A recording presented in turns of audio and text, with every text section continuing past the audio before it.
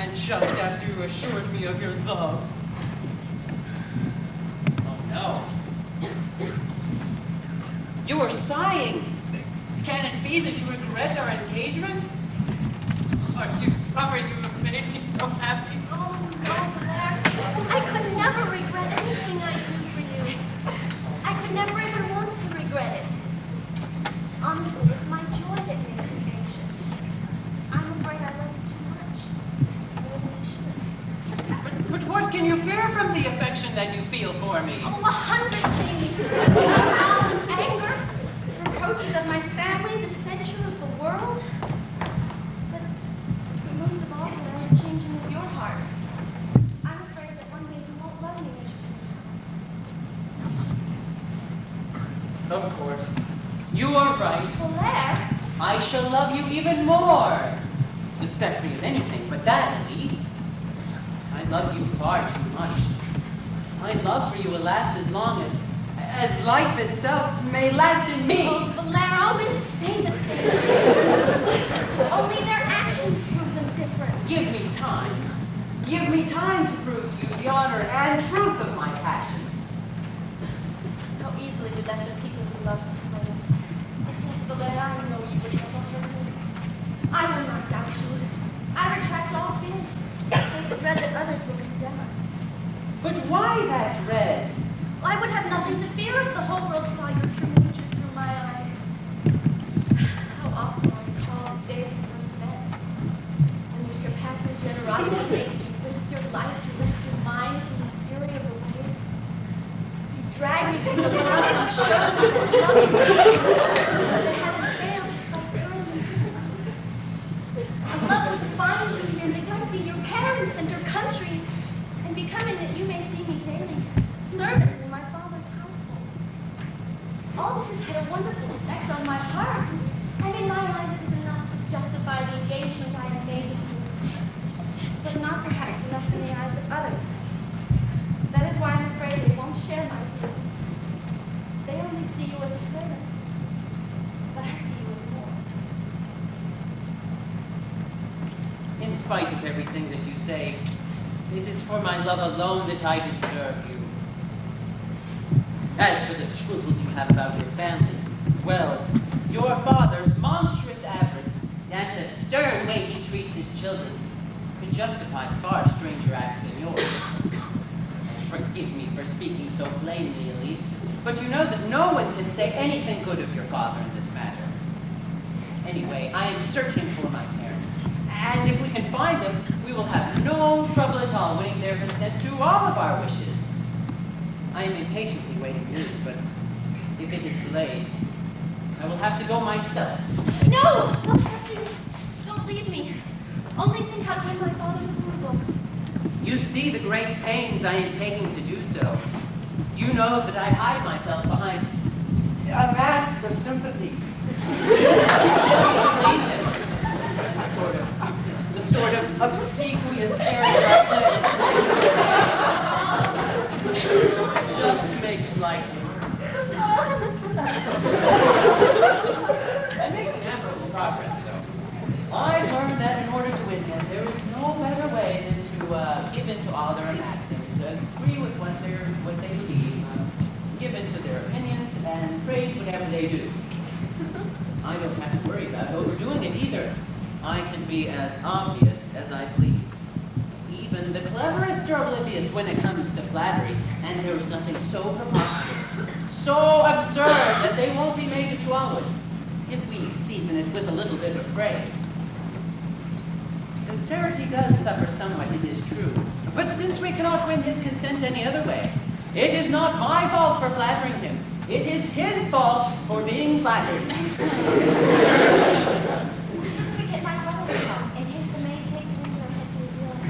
Your father and brother are in such opposition that I cannot handle them by myself. You are close to your brother. You can use the tie between you to win into our side. Oh, here he comes now, so I'm going to have to leave and take this opportunity to speak to him.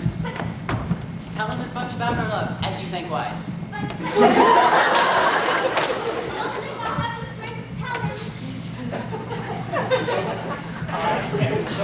find you here alone, Elise. I need to talk to you. Well, to tell you a secret. I'm ready to listen, brother. Only a single word. I am in love. Yes.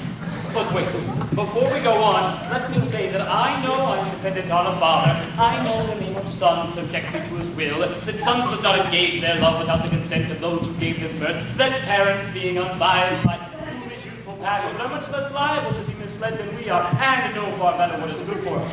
I know that we should sooner trust the enlightenment of their prudence than the blindness of our passions, and that the vehemence of youth often leads us to the brink of fatal precipices. I'm telling you that I know all this, so that you will spare yourself the trouble of saying it to me. My love will listen to nothing, and I beg you to make no objections. Have you told her of your love? No. I am determined to do so. And once again, do not try to dissuade me. Am I such a horrible person, Cleon? No, but you are not in love. You are the soft violence of a tender passion within the heart. I'm afraid of your unfeeling reason. Don't talk about reason, brother. All of us lack that at some time or another. And if I were to open my heart to you now, I might seem, to your eyes, less prudent than yourself. Oh, would to heaven that you're so like... Let's talk of your affairs and tell me who it is you love. a young girl. Come to live in this part of town. One who seems made to inspire love and all who see her. Nature, sister, never formed anyone more lovable. I felt transported from the moment I first saw her. Her name was Marianne.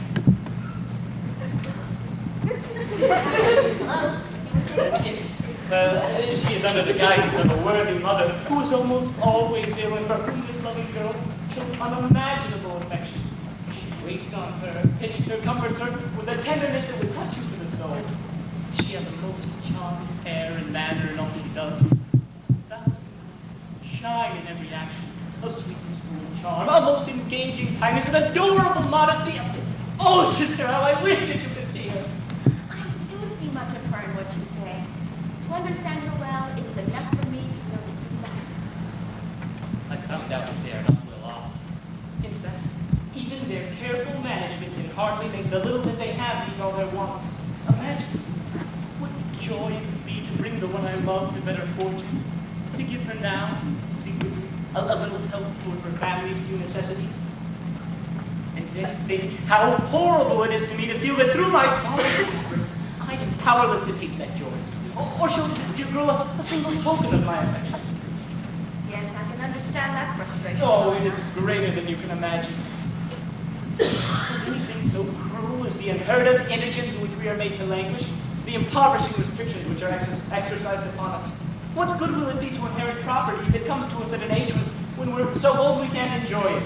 And if in order to maintain myself, I'm forced to run in debt on every side.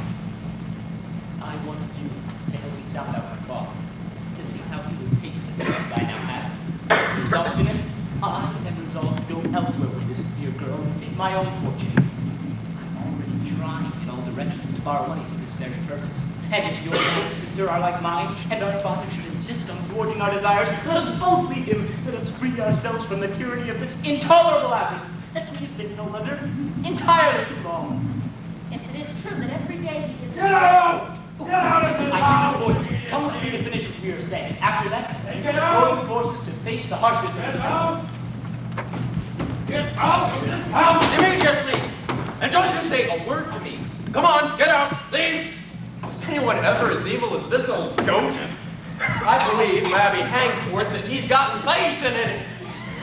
That's about having Satan in me. Why are you throwing me out? Fine question for you to ask. Be gone or I'll knock your head off. What have I done to you? You have done that which makes me throw you out. What exactly is that? That is the thing that Right, makes that makes me... you throw me out. Sir, my master has ordered me to wait right here for you. And why don't you wait for him outside and Don't stand here, bolt upright like a sentry, watching everything I do and trying to make a profit out of it. I don't need any spies looking incessantly about me, watching everything I do, prying into every corner, trying to find a way to rob me. Oh, how am I supposed to rob you? You're not exactly a robbable man. You lock everything up. You stand guard day and night. Well, I lock up when I choose. I stand guard over what I please. But I'm afraid lest he suspect about my gold. You're just the sort of man who would spread a rumor that I have gold in this house. Oh, so you've got gold in the house then? Oh, no, that's not what I said at all, no. This is infuriating. I just asked whether or not you would be the kind of man who would say that I do have gold in this house. Oh, what does it matter to me if you have gold in the house or not? I mean, it's going to be the same to all of us, right? Are you arguing with me? I'll knock your arguments out your ears. Get out of this house immediately. Fine, I'm going. Hey, wait! What are you carrying off with you? What would I carry on? Come here. Come here. Let me see your hands. Here. All right, and the others. Yes, come on. Let me see the others. Here? These big baggy breeches of yours were made to hold stolen goods. I hope someone will be hanged because of these. This man deserves the very thing he fears most. It would give me just such a pleasure to rob him. Hey! What was that about robbing? Oh, I just said that you were doing a good job searching me to see if I had robbed you. Yes, I am. And I'm going to continue to do so. Curse on misers and their avarice. What? What was that about misers and avarice? Oh, I think I might have said a curse on misers and their avarice. And just who were you talking about? Misers? Tell me, just who are they, these misers? Oh.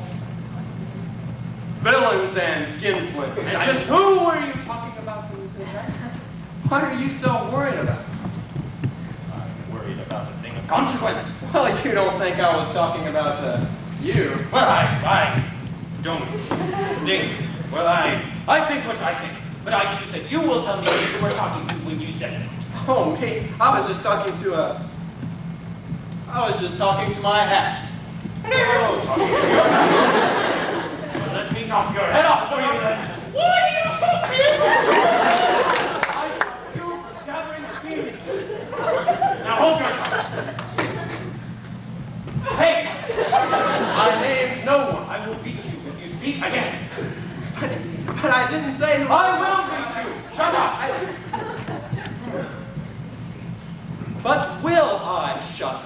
Will I shut up? Yes, yes. If I have no other choice. Yeah. Oh. It's some pockets you forgot to check. Yes. Shit. Oh, nothing.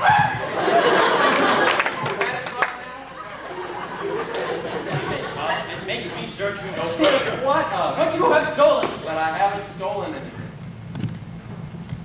Are you sure? I'm absolutely positive. There is nothing in my pants except for what's mine. Well, then leave on and go to the devil. Fine dismissal. Your conscience knows the truth. Oh, that scoundrel of a valet annoys me horribly. I can't stand having the limping dog about. Truly, it is no small matter to have a sum of money hidden in the house. Happy is he who has everything he owns invested and keeps only that little he needs for himself. It is indeed difficult to invent a faithful hiding place, for, in my opinion, safes are most unsafe. I think they're merely a bait. It's always the first thing that robbers attack. And yet, I don't know if I did quite right in burying my 10,000 gold crowns in the garden today. 10,000 gold crowns is quite... Oh no! Have I given myself away? Hey, what is it? Nothing, Father. Did you hear what I was talking about? No. Yes, you did. No, we didn't. Yes, you did. I see quite well that you heard what I was talking about. I was just talking about how times are hard these days, and a man is lucky if he has 10,000 gold crowns. We were afraid to enter I'm because glad to be able to tell you. I wouldn't want you to think that I do have 10,000 crowns. We don't ask to know No, about I only wish I did have 10,000 crowns. It would be a great matter if I did. Times are difficult nowadays, and so a large sum of money would greatly ease my mind. I wouldn't complain then as I complain now. Times are hard. Good heavens, Father! Why should you complain? The whole world knows that you're rich enough. What? Rich enough? No. Whoever said that has lied. Nothing could be further from the truth. Don't get so angry, Father. It's a terrible thing that my own children should betray me and become my enemies. To say that you are rich, is that to be your enemy? Yes, it is. That and the expenses that you incur are enough to cause a robber to break into this house and cut my throat, thinking that I'm made of gold. What great expenses have we incurred? What great expenses? Well, was anything more scandalous than this frivolous outfit of yours? I don't know about this, my son. I complained to your sister yesterday, but this is worse. This cries to heaven for vengeance. From head to toe, there's enough on your body to furnish an annuity. I don't know how many times I've told you this, my son. Your ways are most displeasing to me. You imitate a lord, and to go dressed like this, you must be robbing me. Rob you? How? Well, how should I know? But if you're not robbing me, then where did you get the money for these clothes? Well, Father, I gamble. And since I have good luck, I spend the money that I win on myself. Well, then you do wrong. If you gamble and are lucky, then you ought to put your money in a good saving so as to have some money for the future. I wish to know, not speaking of the rest, what good there is in all these little ribbons and things that you've got all over yourself. And what about this wig? I mean, why use a wig when your own natural hair doesn't cost you anything? I'll wager that in this wig and these clothes are at least 20 pistoles worth. And 20 pistoles would give you 16 francs, 8 sous, 6 farthing, invested at no more than 8.5%. Oh, you're right. Yes. Well, let's not talk about this anymore. Let's talk about something different. Hey, look! They're making signs to steal my purse. What are you talking about over there? What do these gestures mean? We were disputing, my brother and I, as to who should speak first. We both have something to say to you. Well, first of all, I have something to say to both of you. It is of marriage, Father, that we wish to speak to you about. Well, it is of marriage that I wish to speak to you. Father, Why that cry, my daughter? Is it the word or the action that frightens you? Well, marriage from your point of view may well alarm us both. Your views on the subject may not accord with us. No, have patience. There's no cause for alarm. I think you'll both find that what I'm going to do will be beneficial for you. So, to begin with, my son, have you ever heard of a young lady who lives not too far from here, whose name is Marianne?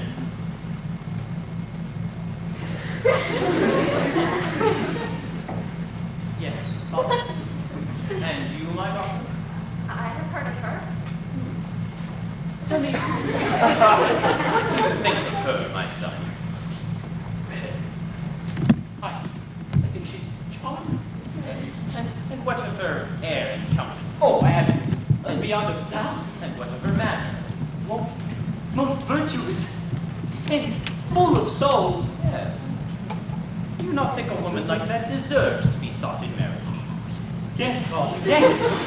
And that such a match would be desirable? A most desirable.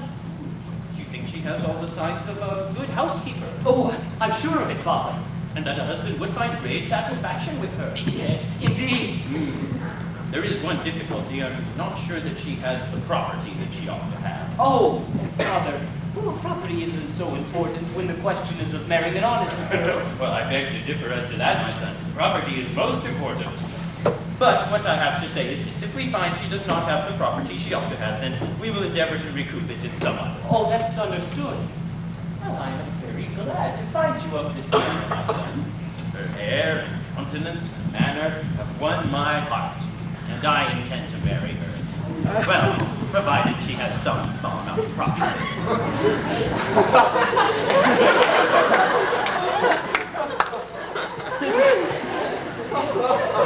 We got it. You said, what? Mary, yes. Who? You? You?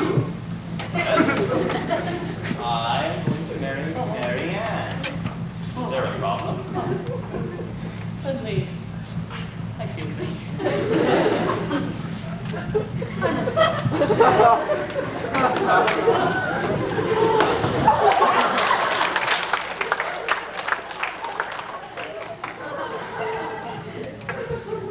Weakling of a son,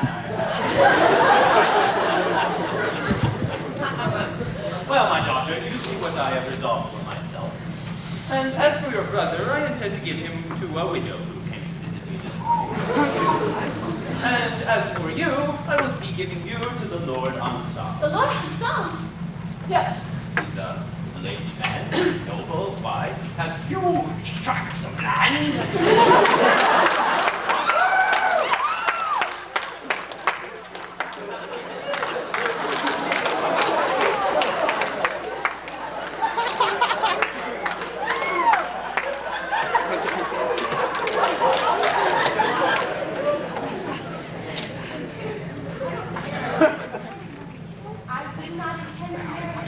Oh, but my daughter, I do intend that you will marry.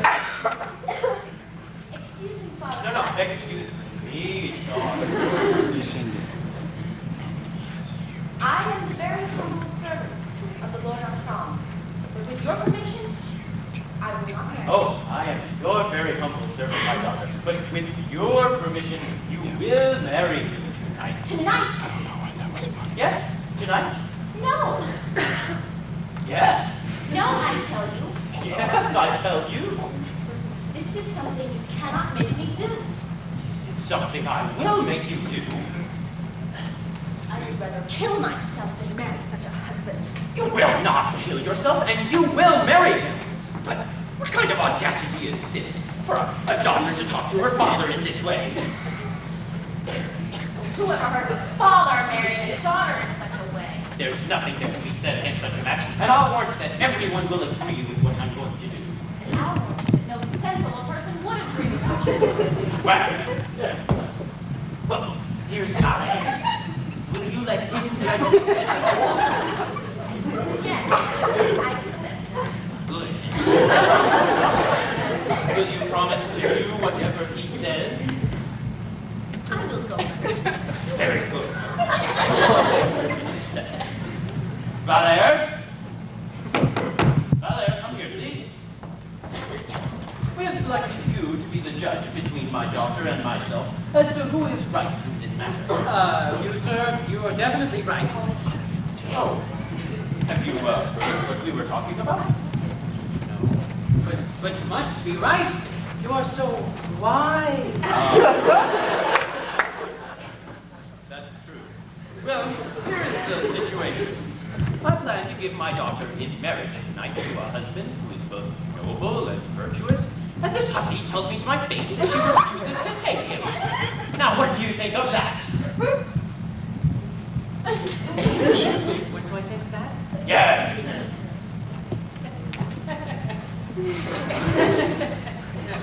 What does that mean?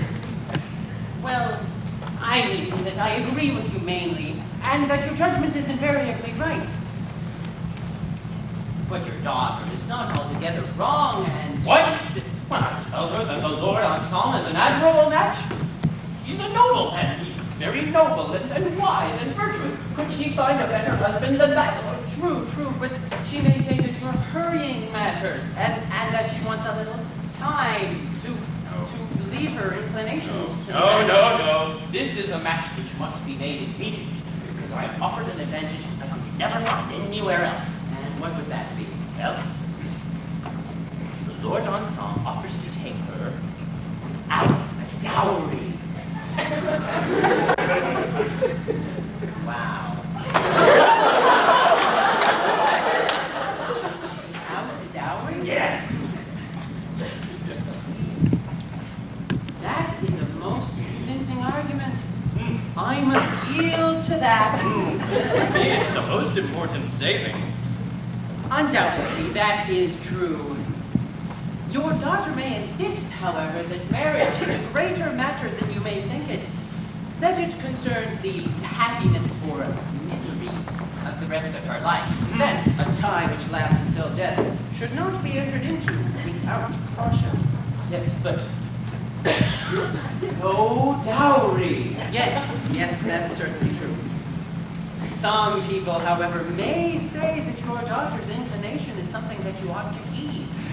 That so great an inequality in years, in temperament, in feeling, could lead to severe problems. Yes, but no dowry. Yes, that's certainly true. Who the devil could stand such an argument? No matter if dozens of fathers would rather make their children happy than make money off of them.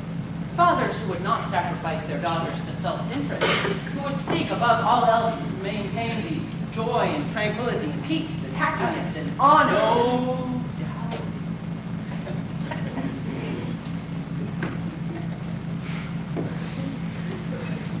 Yes, that's true. I must yield to that. What? I hear the barking of a dog. There, I'll be right back.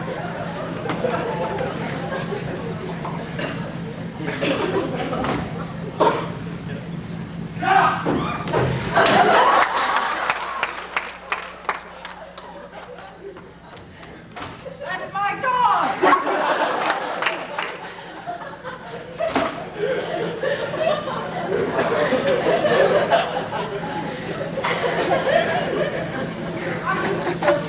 Talk to him that way. If I had opposed him, he would become angry and everything would have been lost. Some people can't bear to be opposed and refuse to hear the truth.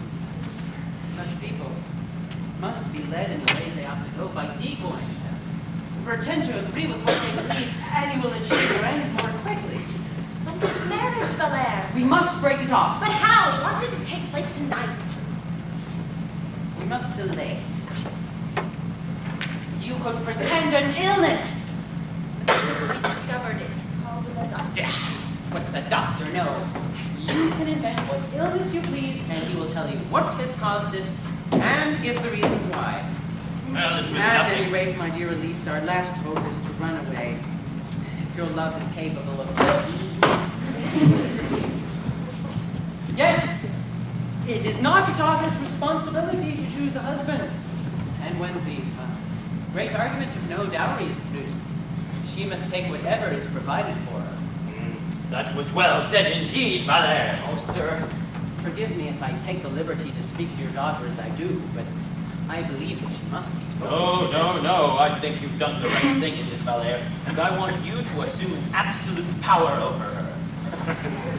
Yes, my daughter, you may wish to flee, but I'll stop that. I'm putting Valere over you with the authority that heaven has given to me, and I want you to do exactly what he said. Sorry, Master. I meant to fix that the other day.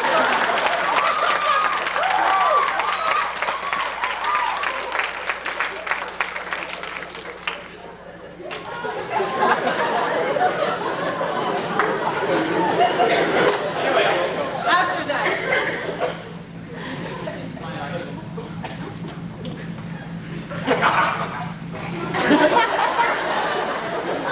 Well, sir,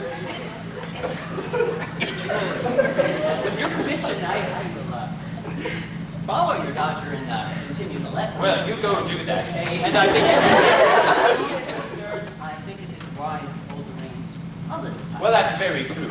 You also ought to Don't pick... worry, sir. I think I can convince her to do as you say.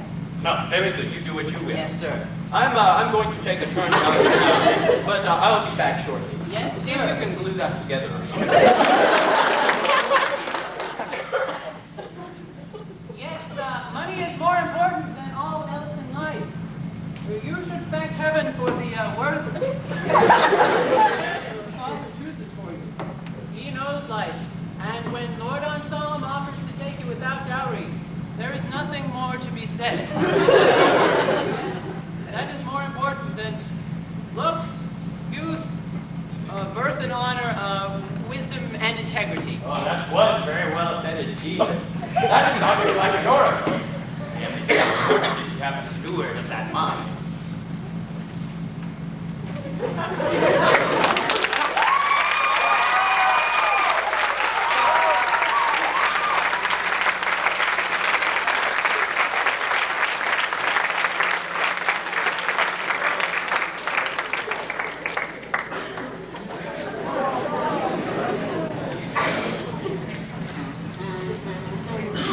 Where have you been hiding? Didn't I order you to be? Yes, you did. You ordered me to wait here, and I was waiting here for your orders, just like a princess. But then your father came in here and he ran me off before I could say a thing. I even ran some risk of being beaten. How is that business coming along? Things are more urgent than ever. Since I saw you last, I've made the discovery that my father is my rival. Right. Your father-in-law. And it has been nearly impossible for me to hide my emotions from him. When your father-in-law, but he needed me meddling with love. But was love invented for a man like that? No, this is a punishment for my sins. Well, why don't you just tell him how you feel? So we won't suspect anything. And to keep, if possible, some way to defeat this marriage. But, what did they tell you? Oh, sir. Those who borrow money do get the worst of it. A man must swallow many things when he is reduced, like you, to the hands of money sharks. Then I can't have the money. No, I didn't say that. Master Simon, the broker that they sent us to, is an active man, full of zeal. He's been working on your case day and night. He tells me that your face alone has won his heart. So will I get the 15,000 francs I need? Yes. Oh! But on certain little itty-bitty conditions that you must agree to if you wish the matter to go through. Did he send you to the man who's going to send the money? No. The matter isn't done that way at all. He wants to remain just as anonymous as you do. Master Simon won't even tell me who your lender's name is. But he has arranged a meeting for the two of you so he can hear from your own lips about your family and your property, minus a few candles. And earlier mention of your father's name will speed things along quite nicely. Mostly because my mother being dead, my father can't deprive me of her property. Yes. Well, these are the things that the lender has dictated to our go-between and wants them read to you before the matter proceeds.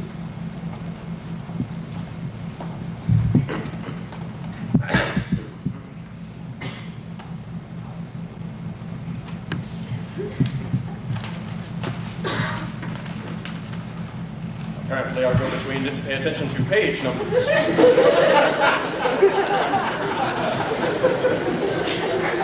Provided the lender sees all securities, provided also that the borrower be of age and comes of a family with ample, safe, substantial property clear of all encumbrance, a proper and precise bond will be executed before a notary. The latter to be the most honest man in his profession, who, for this reason, must be chosen by the lender, to whom it is of chief importance that the deed be legally drawn. I have no objection to that. The lender, not to burden his conscience with scruples, lends money only at 5.5%. 5.5? Well, that's honest. Nothing to complain of there. True. But, as the said lender does not have in his possession the sum required, and therefore is obliged, in order to oblige the borrower, to borrow the money himself at 20%, it is agreed that the above-named first borrower must pay the said interest in addition to his own. Who the devil is this man? Why, that's more than 25%. That's what I said. You'll just have to be careful and look into this. Look into it? How do you expect me to look into it? I need the money and I will have to agree to it all. Well, that's what I told Master Simon for you. Right. Oh, only one other little clause. Of the 15,000 francs demanded, the lender can only pay down in ready money the sum of 12,000 francs. The remaining 3,000 the borrower must take in goods and chattels consisting of clothing, jewelry, and furniture comprised in the annexed inventory, which the said lender has appraised in good faith at the lowest possible price. Oh, what does that mean? Oh, listen to the inventory. First, one bed on 4 entire feet, with bands of hungry points neatly appliqued on olive green cloth, with 6 chairs and bedspread of the same, all in good condition and lined with red and blue taffetas. Also, one canopy with ends, ashes of roses, and silk fringes, and tassels. Oh, what does he expect me to do with all that? Wait, there's more. Also, one tapestry of the loves of Venus and Adonis. Also, one large walnut table. One large walnut table. 4 pillars which pull out at each end, and 6 stools of the same vintage. Good grief! Do I want such a thing? Also, 3 large muskets, inlaid mother of pearl with matched sights. Also, 1 brick furnace with 2 retorts and 3 receivers. Suitable for distilling. This is infuriating! Oh, one more thing. 1 Bologna lute with all its strings. Well, nearly all. Also, 1 bagatelle board, 1 backgammon board, 1 game of goose. Whee! Revived from the goose. Suitable for passing the time when there is nothing to do. And 1 lizard skin, 3.5 feet long, stuffed with hay. Suitable for mounting on the wall of any bedroom. And all of the above items, normally priced at 45,000 francs, are put down to the value of 3,000 by the goodwill of the lender. It's enough to make your hair fly off.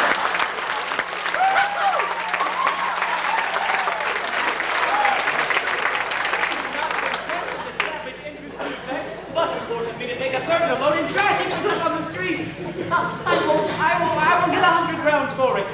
And yet, I have no choice but to agree to his terms. He is in a position to make me accept anything. Further, he holds me the rest with a dagger by the road. Sir, I see that you're on the broad road to ruin. Borrowing money early, buying dearly, selling cheaply, burning your candle at both ends. Yeah, well, how can I help it? This is what young men are brought to by the cursed avarice of their fathers. And people are surprised after this and some wish they were dead. Yeah. Wish they were dead. You know, I don't have any criminal tendencies myself. And when my friends get involved in these little schemes and intrigues, I do know how to stay out of the ones which deserve hanging. But your father is a special case. Your father, most evil, malignant, cantankerous, arthritic, silver hair wearing, slightly balding, not at all a very pleasant man to be around, huge flooding factory. Who's me with such temptation to, I don't know, rob him. If I were to do such a thing, I think it would be meritorious. Give me that inventory. I want to look it over. Okay. Well, yes, sir. He's a young man who desperately needs money. His affairs are urgent.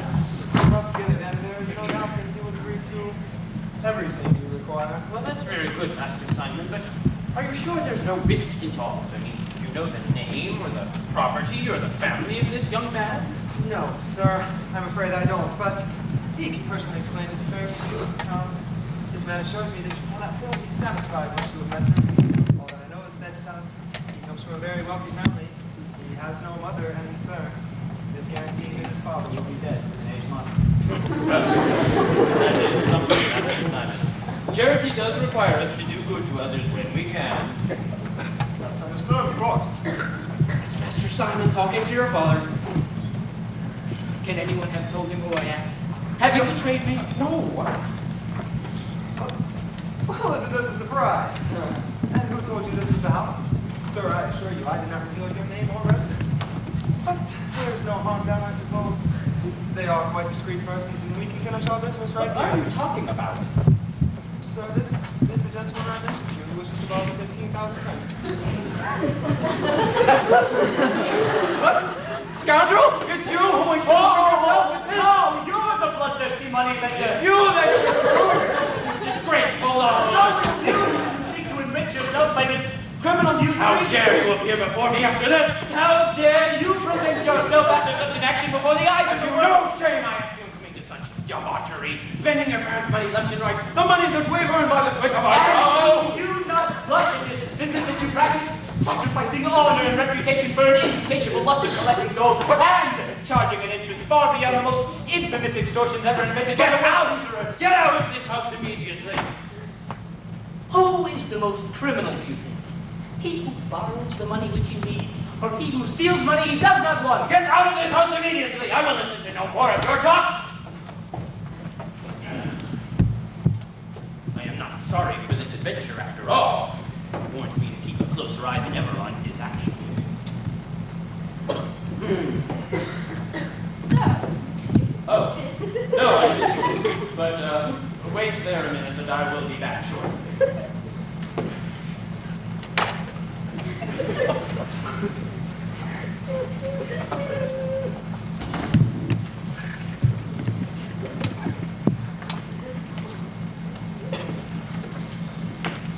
What a strange adventure.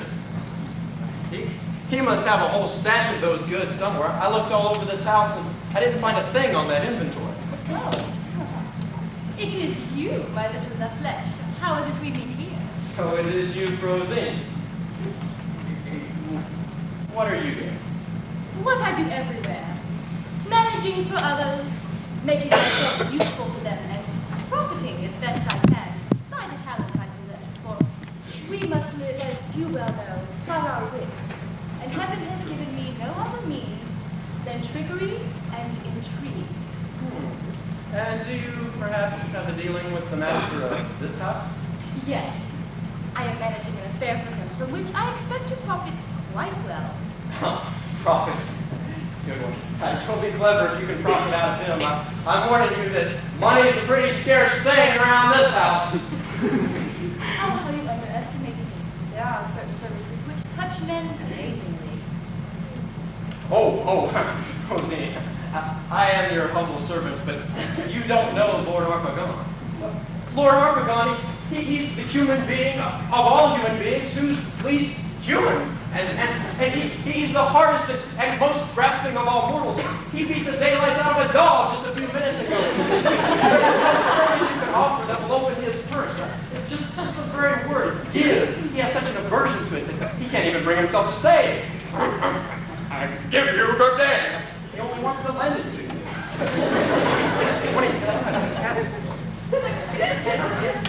I know the art of milking men. I can get at their feelings and tickle their hearts and find their weak spots. Yes, well, that's all nonsense here. You can kill him before you can shake him. In a word, Lord Harpagon values his money more than his honor, or his reputation, or his virtue, and just the sight of anyone who asks him for it, it just sends him into fits. It strikes at his bowels, it stabs at his heart, it rips his vitals out, and here he comes.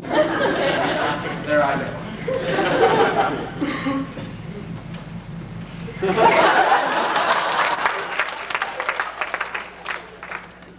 Well, Rosine, what can I do for you?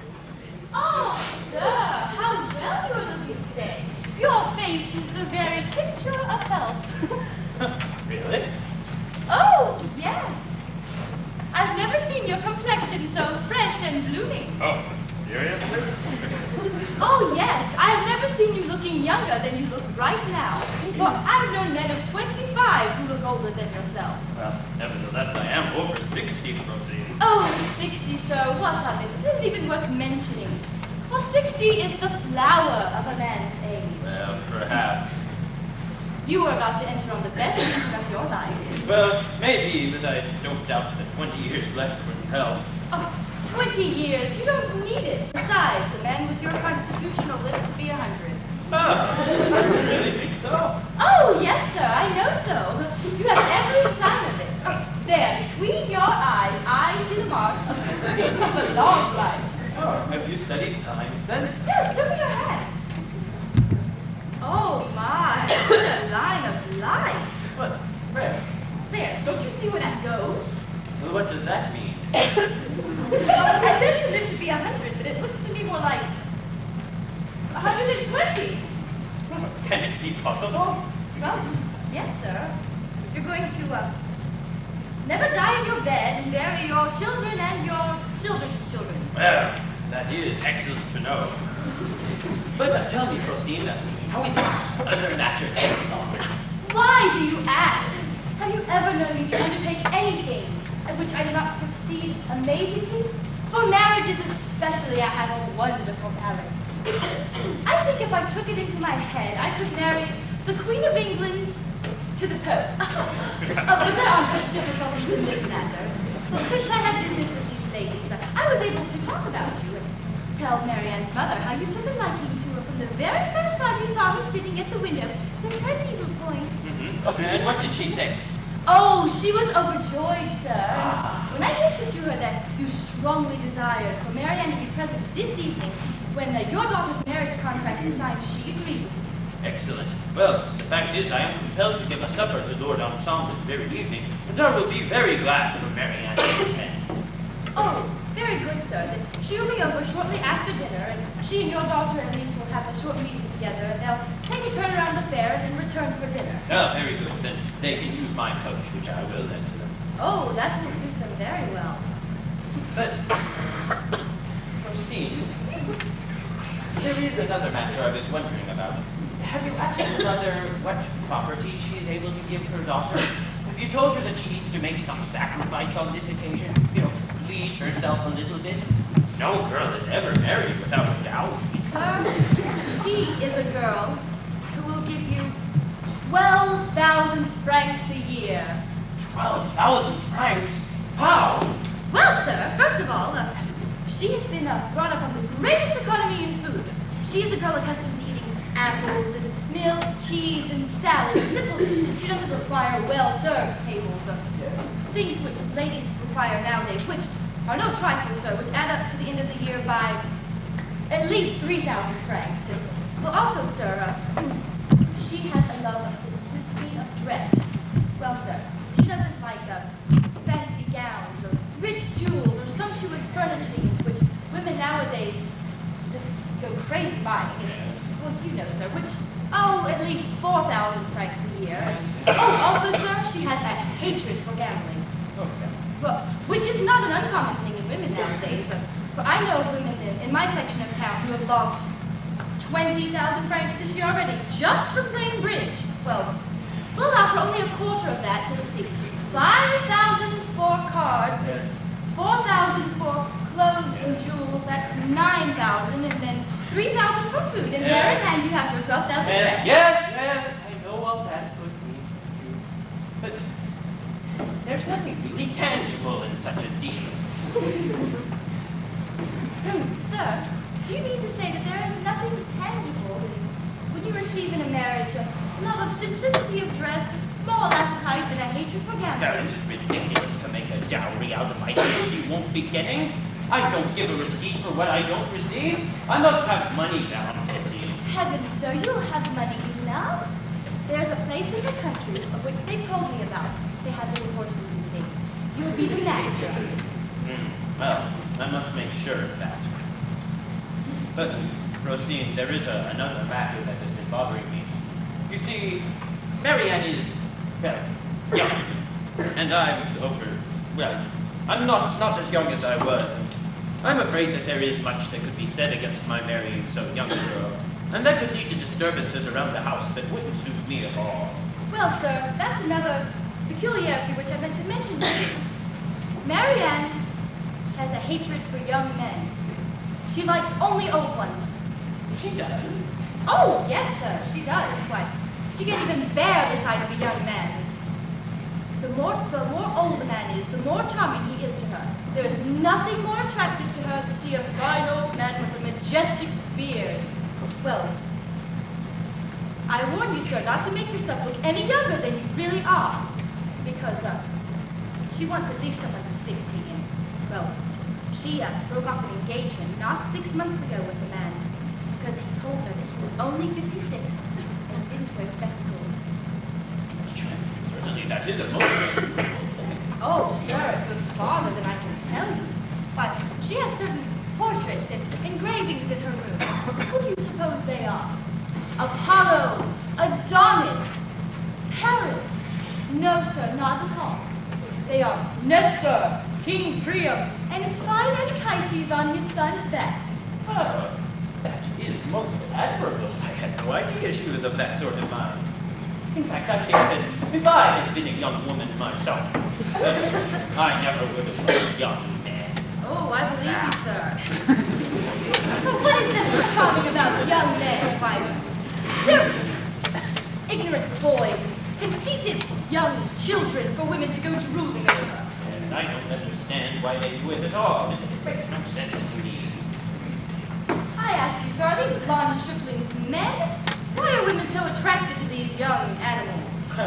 So I say, Davy, I can't understand it. I mean, just look at that milk soft hair of theirs, and their fancy clothes and wigs, and their thin stomach, their legs that work. Men should be compared to you to inspire love. You are a man I take some pleasure in looking at. Oh, you think I look handsome then? Oh, yes, sir, you are charming. You ought to be painted.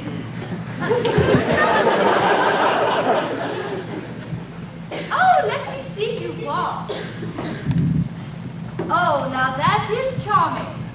No sign of physical defect. I haven't anything, God. Only my cough that bothers me now.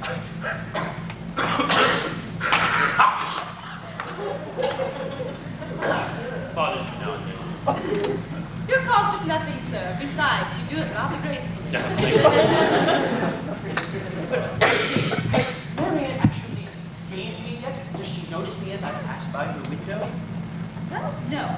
But, I have drawn a picture of you for her. She has some rough idea what you look like, and I haven't failed to mention your good qualities and tell her the advantages of having such a husband will bring to her. Well, excellent. Proceed, you have done me a great service in this, and I don't know how to thank you for it. Well, sir, there is one small request I could ask of you. You see, I'm engaged in a lawsuit, which I'm for want of losing for lack of a little money, and you would be so kind to, Sir, I wish you could have seen the pleasure she took in hearing me speak of you. Yes, sir. That old-fashioned ruff would be wondrous for her. Oh, and those breeches, sir. Those old-fashioned breeches will be such a treat for her. Well, that is excellent news, Rosine. And I can't thank you enough for what you have done. Sir, my lawsuit is a very small one, and I only Yes. have little money and...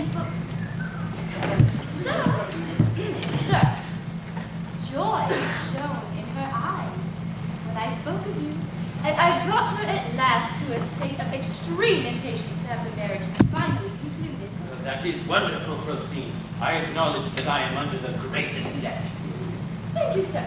I beg of you, don't refuse me this small Yes, request. sir. Well, I have to go now. I have some letters to write.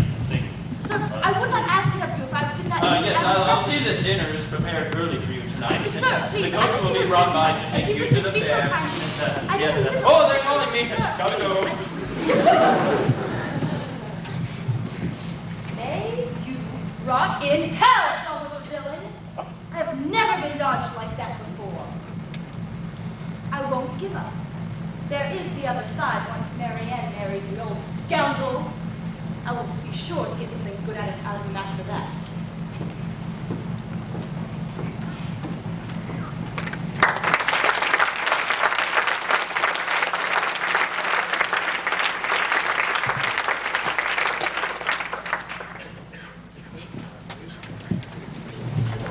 Is this that phone?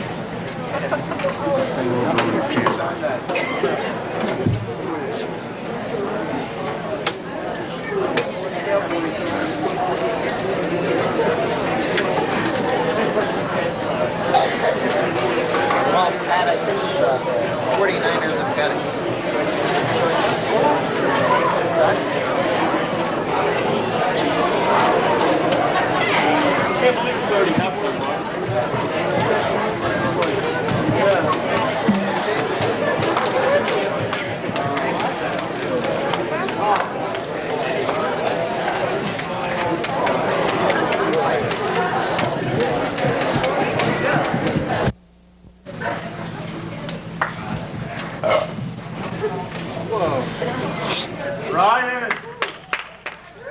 All right, everyone step forward, please. I want to give my orders for tonight. First of all, I will start with you. You. I'm going to put you in charge of cleaning everything, but make sure that when you dust the furniture, you don't rub it too hard because we don't want to rub it out. I'll also put you in charge of the bottles tonight. Make sure that none of them are lost or broken. Because if any are, I will deduct that from your wages. Yes, a profitable punishment. I also want you to be in charge of serving the wine. But make sure that you don't serve the wine until the guests are really thirsty. Don't be one of those servants who just goes around offering people wine when they're not even thinking about it. Wait until they ask you for wine, and ask you more than once, and then remember to serve a lot of water. Yes, pure wine gets to the head. Shall I take off my apron, sir? Well, yes, when you see the guests arriving. Be careful not to ruin your clothes. But, sir, there's a spot underneath my apron, and you haven't bought me a skirt. Well, then just get a serving cloth or something and drape it over your arm and hold it like this so when you walk around. That way no one will see you. Do you understand? All right. Thank you for fixing the candlestick, by the way.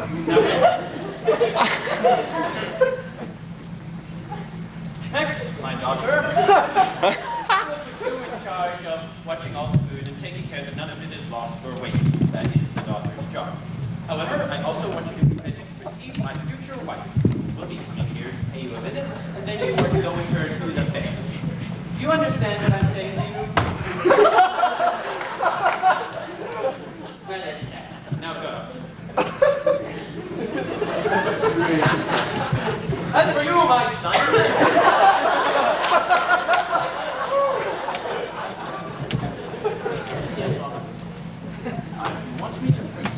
For what you have done, I recommend that you show that lady a friendly face and give her the warmest greetings that you possibly can. Because you know how children act when their parents remarry. Always make fun of them and don't like their new stepmother. But you had better be nice to her when she comes. Certainly, Father, certainly. Yes, indeed, I cannot promise to be very happy that she is to be my stepmother. That congratulations, I must confess, I cannot offer. As for receiving her well and showing her, as you say, a friendly face, well, I promise to obey you most scrupulously in that matter. Well, you take care that you do so. You will see you have no ground for complaint. You will do wisely. Now go. Now, Valère, come help me with this, please. Now, Master Jacques, I'd save you for the last. Is it as your cook or as your coachman that you wish to speak to me? Because, well, I am both. Well, I am speaking to both. But which first? Cook, I suppose. Then wait, could you please? How should I know? No more ago. Only to issue your orders. I am obliged, Master Jacques, to give a supper this evening. What a wonder.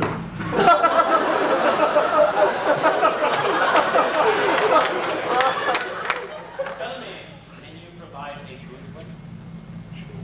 Yes, if you give me enough money. Oh, the devil! Money, money, money, it's the only thing you ever talk about. Money this and money that. Can I have some more money? No! I have never heard a more impertinent answer. Why, it's hardly a wonder that you can give a good meal when there's plenty of money. It's the easiest thing in the world to do. Any poor cook can do that much. The trick for a clever fellow is to provide good eating with little money. Good eating for little money? Little. Well, Mr. Stewart, you would oblige us all if you'd make known that secret and take my place as the cook. You meddle around here enough as a hand. Now hold your tongue. Tell me, what will be...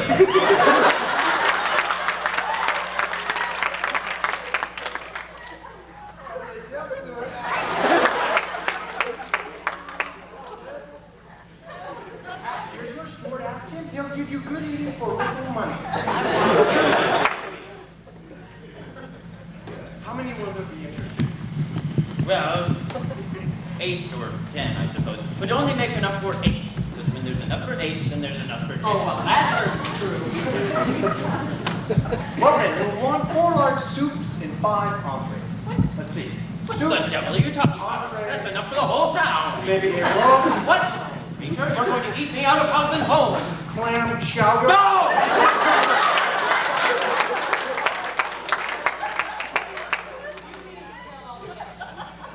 Did the master invite them here to murder them with clam chowder?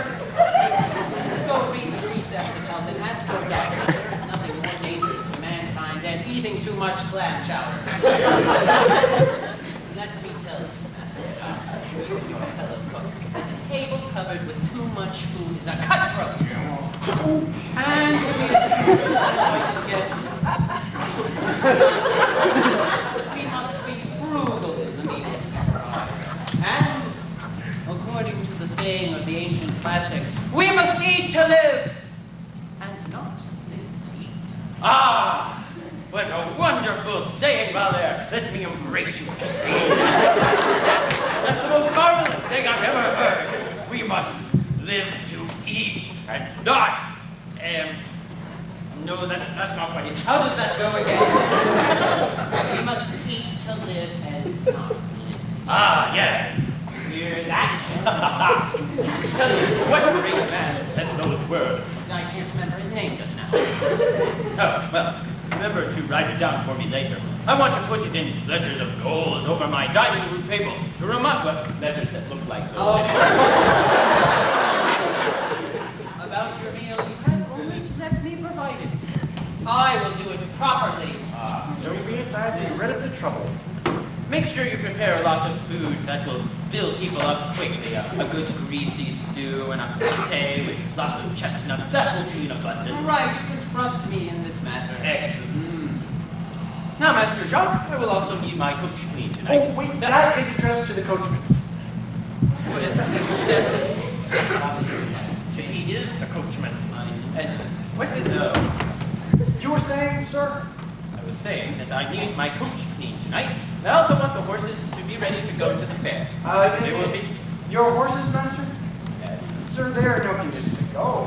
What? I mean, I would say that they were laying out in the straw, but the poor beasts have none. Master, you've starved them so severely that they're nearly phantoms. Scarecrows.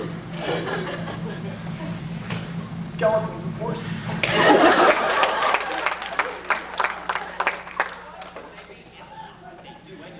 Must they go without eating because you don't use them? They should be made to work hard and fed the same.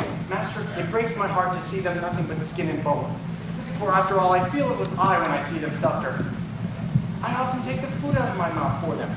Master, it is too hard to have no pity on your dumb neighbors. It would be hard work for them. They're just going to the fair. I haven't the heart to drive them, and I should be ashamed to strike them with the whip in the state they are in.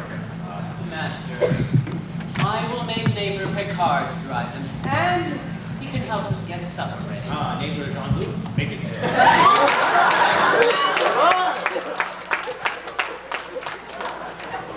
I'd rather die by somebody else's hands than my own. Well, Master Jacques plays the philosopher. Mr. Stewart plays the That's fiddler. enough, thank you. Master, I cannot tolerate his flatteries. Perpetually keeping track of the bread, the wine, the salt, and, well, what's left of the candles. And I'm furious at it. I'm sorry every day of my life for what is said of you. For after all, I do feel a kindness toward you, and, well, sir, after my horses, God rest their soul, you are the person in this world whom I love the best. And tell me, Master Jacques, just what is it that people do say about me? Well, I would tell you, but you must promise not to get angry. Oh, I promise, no anger from me, though. Well, no. I know you will lose your temper. No, I won't. I will not lose my temper. I like hearing what people have to say about me. Well, sir, if you insist, I will tell you frankly that you are laughed at everywhere. Hundreds of jokes are going around about you. People like nothing better than to put you in the pillory and tell of your stinginess. One says you've had a special almanac printed with double the number of vigils and holy days just to make more fasts for your household. Another says that you always pretty poor winter ballets around Christmas time just to have an excuse not to give them a gift. Then there was another who said that you summoned your neighbor's cat. You summoned your neighbor's cat before the court for eating up the scraps of your leg of mutton. And then there was your brother's uncle's sister's nephew that found you one night stealing the grains from your own forces. And that your coachman, of course, the one before me, gave you in the dark I don't know how many blows with a stick. What? Which, in turn, you ventured never to say anything about. Now, in short, am I to tell you the whole? One cannot go anywhere that doesn't find you, sir, in shopkeepers and mincemeat. And no one uses you by any other name than miser, extortioner. You are a fool and a scoundrel and an ignorant rascal. I knew you would lose your temper. Learn to speak properly. Well, Master Jacques, it seems your bluntness is rather ill-paid. Mr. Stewart, who tries to play the Lord here, it is none of your business. No, Laugh at your own beatings, but don't come here and laugh at mine. Master please don't get angry. Such a hypocrite. I'll fake it. And if he's fool enough to fear me, then I'll let him. Laugh as you please, but I tell you I do not laugh. And if you get my temper, I'll make you laugh on the other side of your mouth. Gently! Oh, gently, is it? I choose not to be gentle. No, not I. I beg of You you. are an impudent My fellow. good Master There is Jacques. no good master stop for a double-faced speaking. If I had a stick, I would grasp the important.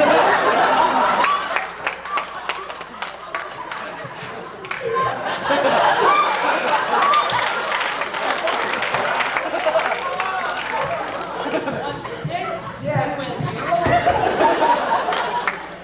you know, you saucy fellow, that it is I who invented you yourself? I don't doubt it. And if you are nothing but a poor tale, 'tis no reflection of the I know that. I know You that. don't know me as yet. Forgive me. Ah, you'll beat me, will you? I was only kidding.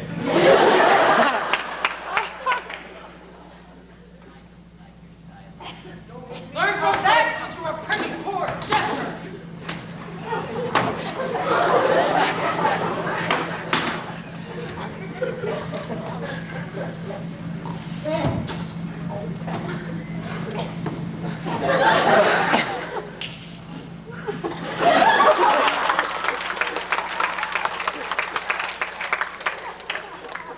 Well, having sincerity is a bad trait, and henceforth I renounce it, and I will never tell the truth again. Of course, I don't so much mind my master beating me, for he has some right in doing it.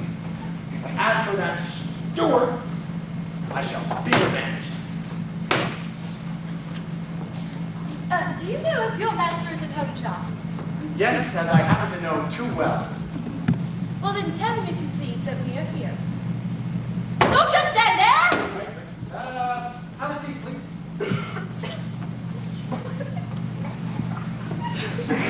Don't bark. What a horrible position I'm in, Rosine. If I could see what I feel, I'd dread this meeting. Oh, but why? What makes you so uneasy? Why do you ask? Can't you imagine what it's like to be led to the gallows? Now I just wait to see the instrument of death. I admit that Abigail is not the most ideal way to die. But if I see correctly, that handsome young thing you told me about is still on your mind. Yes, Rosine, I can't deny it. The respectful visits he has paid us, I admit, have had an effect on my heart. Well, do you know who he is? No, not in the least. But I do know this. He is made to be loved. And if I could have things my way, I would take him for a husband over any other man. These youths are fine with their love talk, and they do rather well, but most of them are poor as brats. You'd be much better suited to marry the elderly husband which we provide for you. Can you take care of them?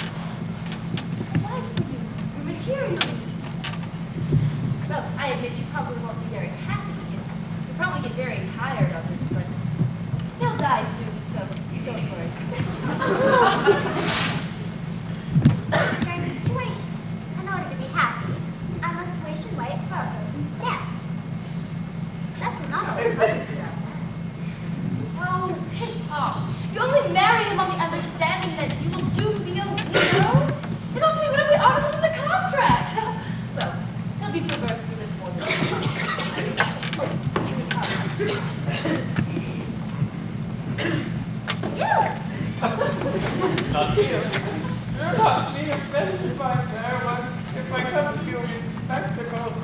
I know your charms are only too visible to the eye, but it is with spectacles that the stars are seen. A star, yes, that's what it is. Yes, a star indeed, one of the brightest in the firmament. Oh, see, she doesn't look like she's very happy to see me. She's not saying anything. It's only because she's still confused, sir. Besides, young girls are afraid to show at once the feelings of their heart. She is. Oh, here, fair one, is my daughter, who comes to pay her respects to you. I'm afraid I have delayed my visit to all madam. On the contrary. You see how tall my daughter is, but weeds do grow quickly.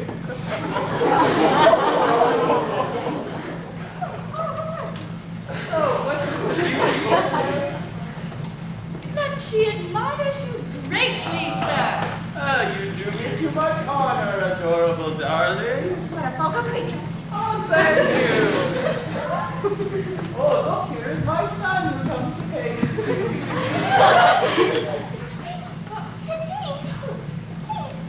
No. A marvelous mishap. To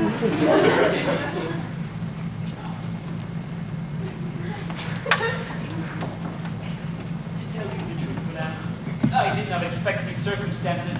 My father surprised me more than a little when he told me just now of the plans he has made. I always hear it say, this unexpected meeting surprises me as much as it does you.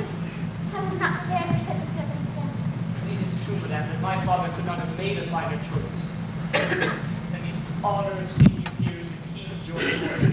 But despite all that, I cannot say that I am very happy that you are my stepmother. That congratulations, I must confess, I cannot offer. It is a title which, if you please, I cannot wish to possess. For this greeting may seem brutal to the eyes of some, but I feel confident that you are one who takes my hand. This is a marriage to which I feel a strong repugnance. You will allow me to tell you by permission of my father that if the matter depended on me, this marriage would not take place. This is a most impertinent congratulation. What kind of confession is that to make? I, in answering you, must say that things are much the same with me. If you knew the stepmother, I would feel no less fun seeing you my stepson. Do not think for a moment that if I were sought to give you this displeasure, I should be grieved indeed to cause you pain. And if I were not forced this decision, by powers higher than myself, I would never consent to a marriage that grieves you so. She is right. A foolish compliment should be repaid.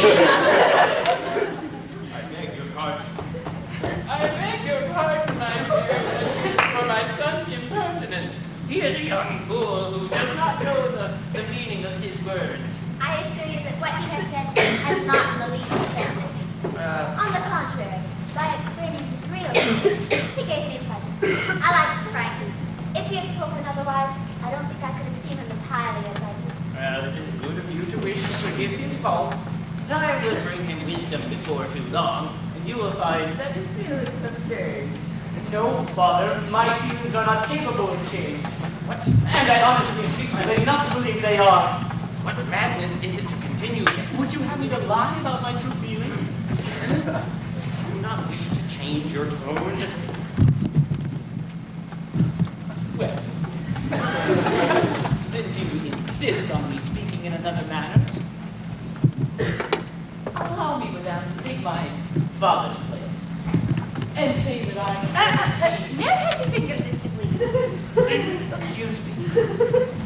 I have never seen in all the world a being so charming as yourself. I can conceive of nothing to equal the happiness of pleasing you. The title of your husband is a glory, a felicity I should prefer to the fortunes of the greatest prince on earth. Yes, madame, the happiness of possessing you is the noblest of all fates. There is nothing I am not capable of doing to win so precious a conquest, and the powerful obstacles which stand in my way shall not be my son! I was only paying these respects to madame on your account. I I have a tongue to pay them myself, thanks very much. I don't need an interpreter like you. Suppose we should go to the fair now to get back in time for the entertainment. Oh, very good. I beg your pardon, my fair one, that I forgot to provide any refreshments for the fair. That's okay, Father. I have seen to that. And I've ordered dishes of china, oranges, sweet lemon, and confectionery, which I send for on your account. Father! He has lost his senses. Perhaps you think, Father, that this is not enough. Well, Madame will have the kindness to forgive it, I am sure. That's quite unnecessary. Yes, indeed. Oh, did you ever see, Madame, a more brilliant diamond than the one my father wears on his little finger? Ooh, it's bright. Oh, yes, you should see it. No. Close. Of the finest cut. Yes. Oh, no. It is in too good of hands. That is a present which my father makes to you. I do?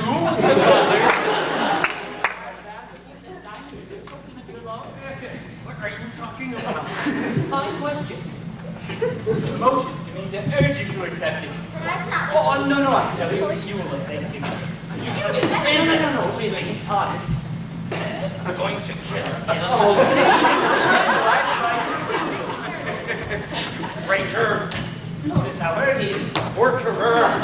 Father, it's not my fault. I have done my best to make her accept it, but if she is obstinate, Robber! I'm afraid you've made my father very angry with me. Scoundrel! Oh, honestly, do keep the ring. I'm afraid you made him very ill. Keep the ring, for heaven's sakes, it'll make him happy. In order not to make you angry, I'll keep the diamond. I will give it back to him. Master, there is someone here to see you. Tell him to go away, I'm busy. He says he has a lot of money for you. Money. Beg your pardon, my fair one. I will return in just a minute. Oh, Master!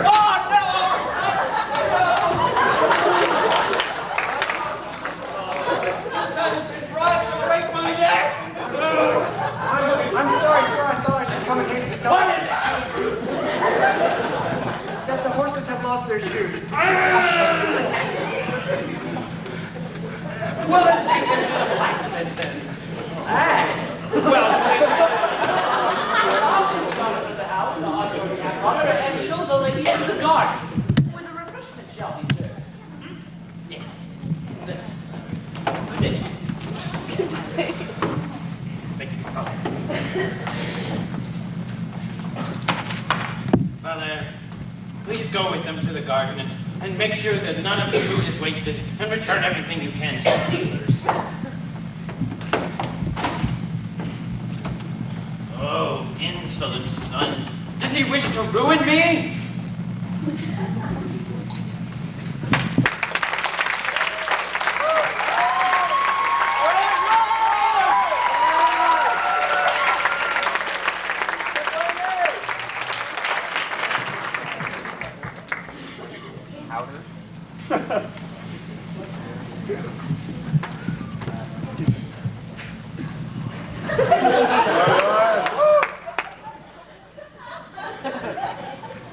Let us come inside where there are no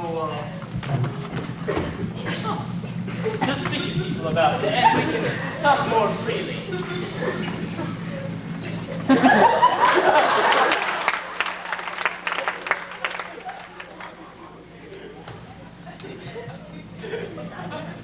My brother has told me the love he has for you. I know what you are going through, and because I care about you both, I want to help you in any way.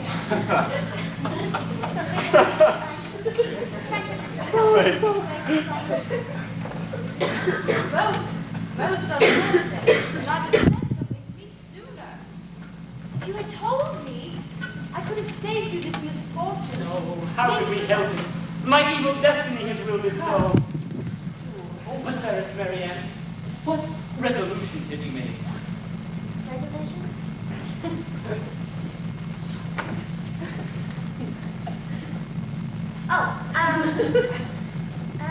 I don't think I can make it. Maybe some wishes. Wishes? Wishes? All I have within your heart are wishes? Is there no help tender passion, no active love. What do you want me to say to you? Put yourself in my place and see what I can do. Advise me. Warn me. I trust you. I know you would ask how things are. To what I am reduced when you restrain me to the vexing sentiments of rigorous honor and scrupulous propriety. What do you want me to do? I might disregard a few laws of propriety, but I must be respectful of my mother. She's always brought me up properly, and I could never bring myself to hurt her. But you must do all you can to win her approval. You can say anything you please, and if I must, I will declare my feelings. Oh, Frosine, my good Frosine, will you not help us? Oh, but of course I will help you, for I am mostly human. Heaven did not intend me a heart of bronze. Well, what can be done? Think, I entreat you. Realize what I did. Find some way to undo what you did. Oh, it is difficult, but, well, Marianne, your mother isn't entirely, Marianne, your mother isn't entirely unreasonable. Perhaps we can persuade her to bestow upon the son the gift the gift, marriage, which she wishes to make to the father. But, the problem that I see, Leon, is, well, your father is your father. That is certain. What I mean by that is, well, he will be spiteful if you reject him. After that, he would never agree to marriage. Well, what you must do is make the rejection come from him. So do your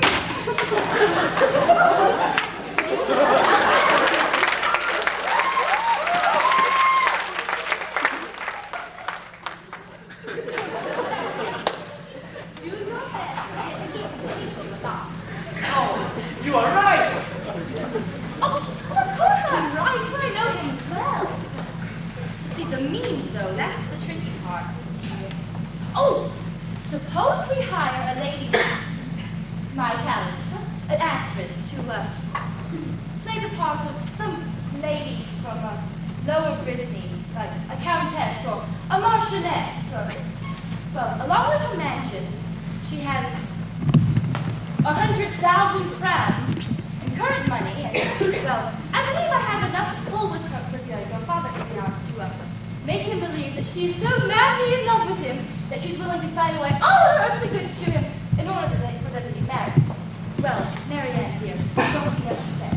He loves you a lot, but he loves his money much more. Oh, that is well thought of. Thank you, sir.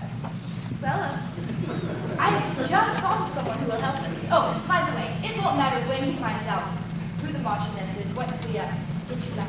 Oh, if you succeed, you may be certain, Rosine, of my gratitude. Oh, But fairest Marianne, let us begin, I beg of you, by winning your mother to our side. It would be something to break up this marriage. Make every effort that you can. Use all the power that her affection gives you, and display without reserve those eloquent graces, those all-powerful charms that heaven has placed upon your lips and in your eyes. Do not neglect, I entreat you, to use the tender words, the gentle caresses, all the sweet prayers to which I am persuaded that nothing can be refused. I will.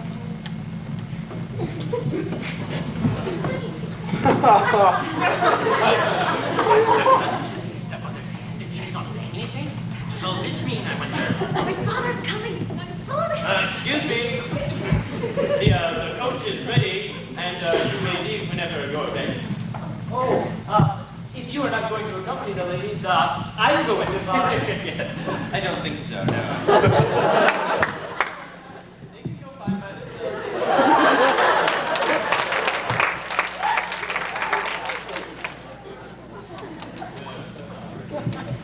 Well, my son, tomorrow.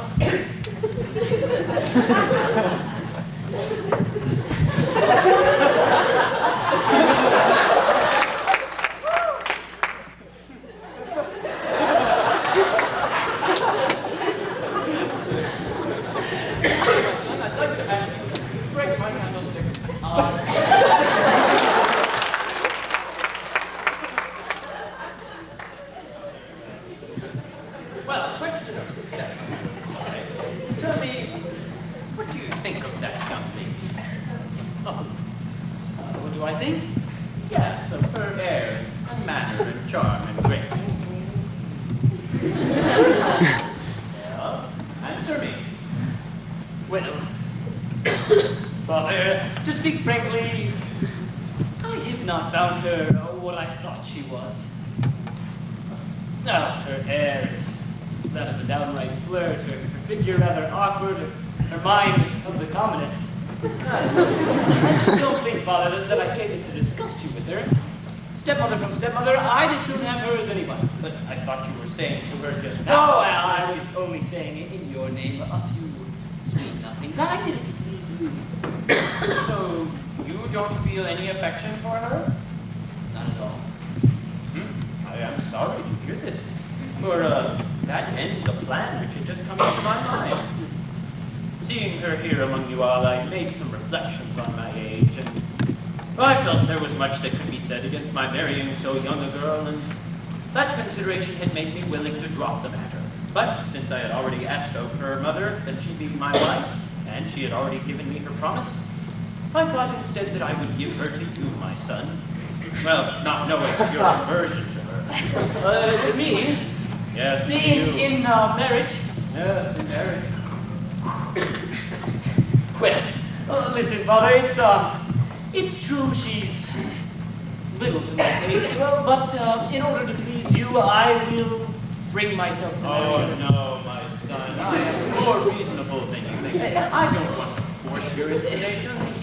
Excuse me, Father, but I feel that I'm ready to make this effort. For Oh, your sake. no, my son. I wouldn't want to force you. Marriages without inclination are never happy. Oh, well, that may come later. Love, they say, is often the fruit of marriage. No, you really mustn't risk it, my son. If you don't love her now, there will never work.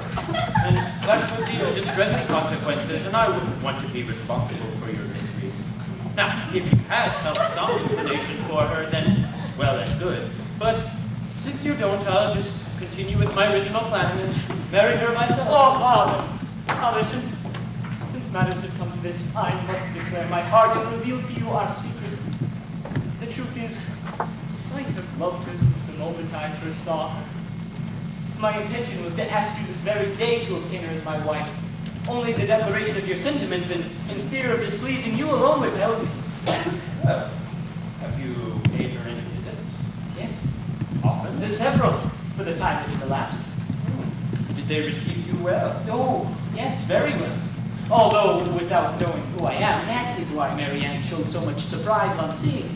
Yes, and have you declared the passion you have for her? Oh, your of intention course, in marrying? of course, and I have even made a few overtures to her mother. Ah, and did she receive them for her daughter's sake well? Most civilly. And does the daughter return your love? Oh, fine in just appearances, Father. I am persuaded she feels a fondness for me.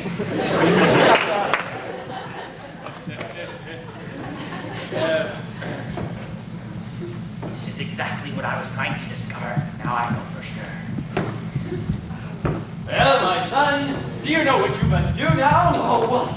You must immediately give up all affection for Marianne, as she is the woman I intend to marry. And furthermore, you will marry at once the widow I have picked out for you. Oh, is this how you treat me? Very good. Well, then I declare to you that I will never lose the love I feel for Marianne. And if you have on your side the consent of her mother, I have on mine other support. What?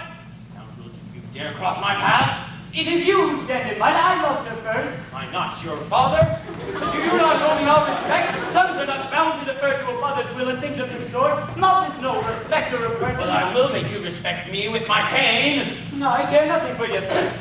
You will renounce Marianne. I will not. Let me get at you. Gentlemen, what are you doing? What are you I talking about? scorn it all. Sir, gently. To talk to me with such a Master, for pity's sake. I won't give way to Not to your father. Let me get at you. Son, wasn't it enough to beat me?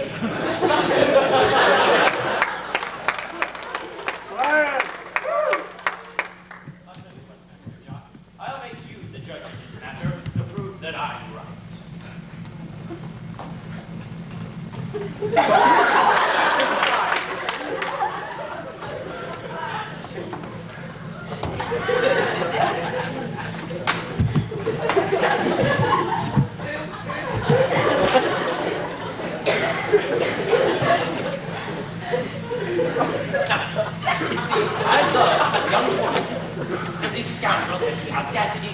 court her against my orders, and to interfere with my affections by loving her himself. It's wrong.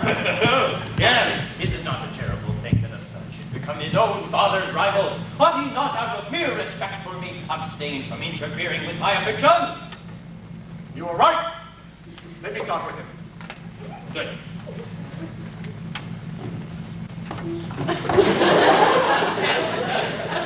Well, if he is willing to make you the judge between us, I won't hold back. I don't care who's the judge, and I am willing to refer our differences to you back, John. Well, you do me much honor.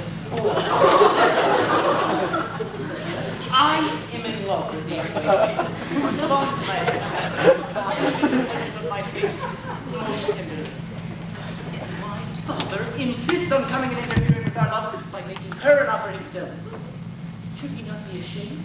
At his age, to think of marriage. Should love not be deserved? Nina, younger soul. Like yourself. Yes, it's like myself. Good. You are right. He is foolish. Let me say 2 words to him alone. Your son is not as obstinate as you think. He can't be brought to reason. He says he knows the respect he owes you, and he was just carried away by his excitement. But he is perfectly willing to submit to your wishes, provided you, sir, will treat him more liberally than you do now and give him someone else in marriage with whom he can feel satisfied. Ah, that is a different matter, Master Doc. Well, you can tell him then that he can expect everything from me, and I will let him marry anyone that he likes. Very good. Let me manage it. Oh! Except Mary Ann, of course. All right.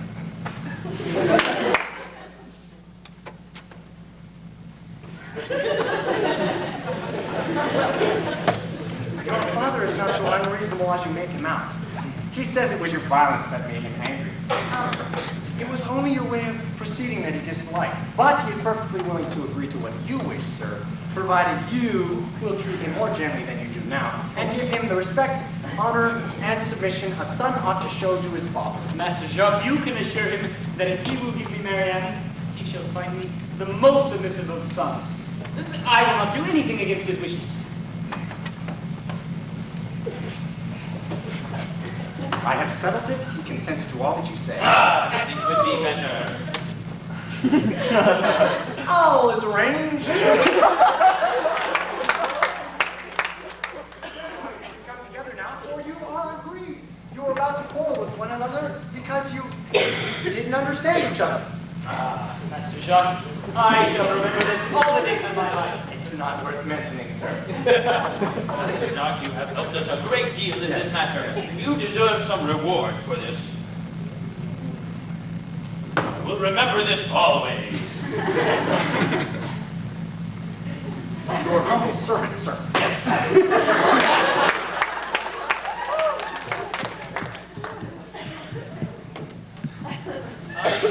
Beg your pardon, Father, for the anger I showed you.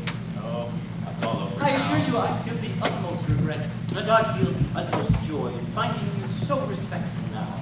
How good of you to forgive my faults so quickly. Well, a father really forgets the faults of his children quickly when they return to their duty. Then you feel no resentment for the anger I showed you? Well, you tell me not to do so by the respect and submission that you show now. Father, I promise you that I will remember your goodness in my heart all the days of my life. And I, my son, I promise that there is nothing you will ever lack from me, ever. Oh, Father, what more could I ask? It is enough that you give me Marianne.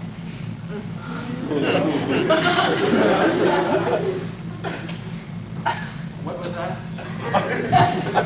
I say, Father, that I am quite content that Marianne is bestowed upon me. Who spoke of bestowing Mary Ann upon you? You, of course. I did? Yes. What's all this? You promised to renounce her. Oh! Who? Renounce her? Yes! Never! You mean you have not given up your claim to her? On the contrary, I hold to it more than ever. What again, you scoundrel? Nothing can change. Let me get at you! Do what you please! I forbid you to ever come in my sight again! So much the better. I discard you. Discard me! I renounce you as my son. As you wish! I disinherit you. Disinherit me! I lay my curse upon you. Ah! don't need your gifts.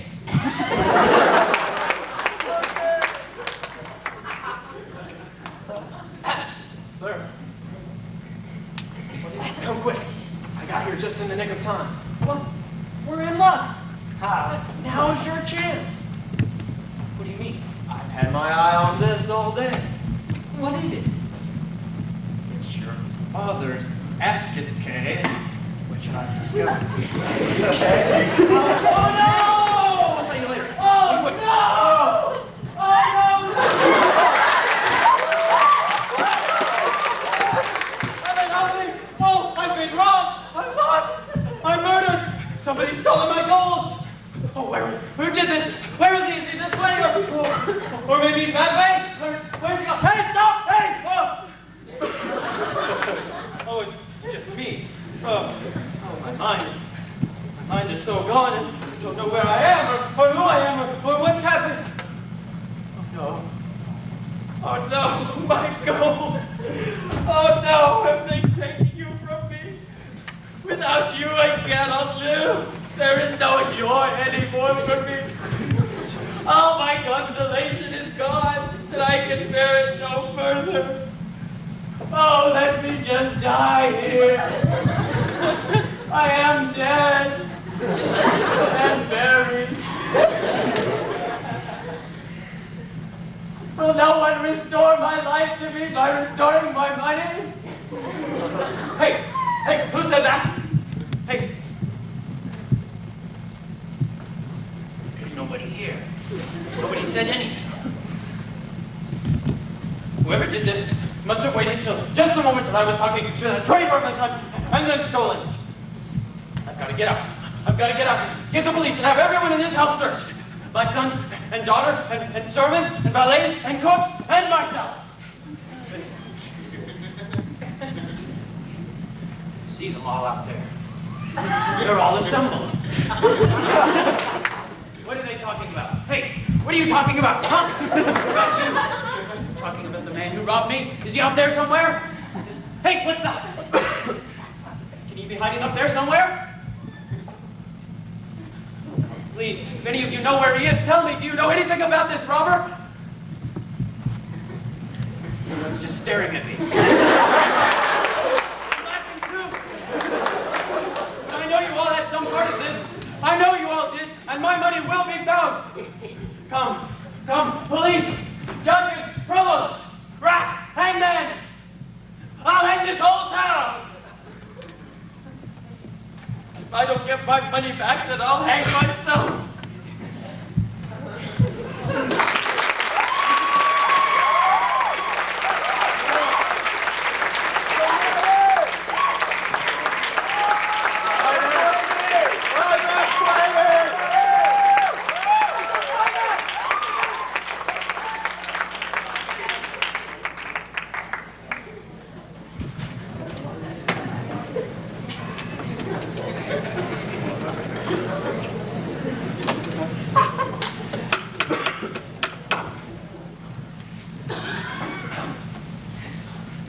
Let me handle this affair. No my business thing.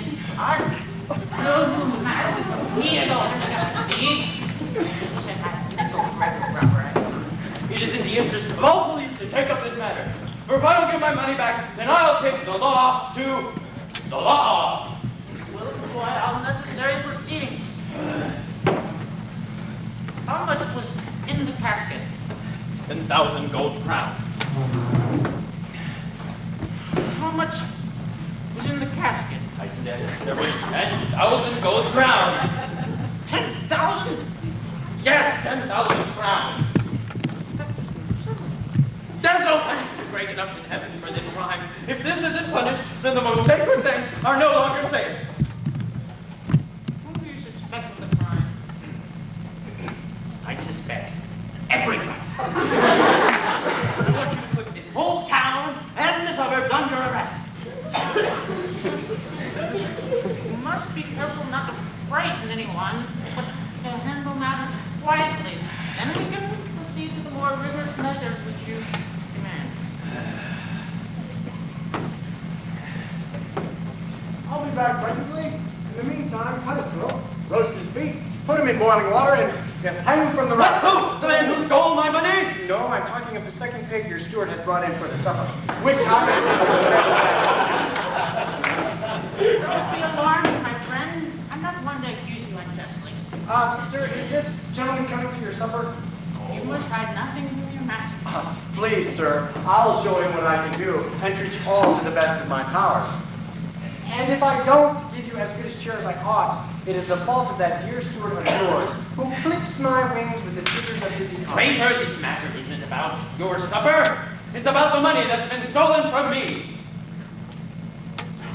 Money stolen from you? Yes. And if you don't give it back, I'll have you hanged.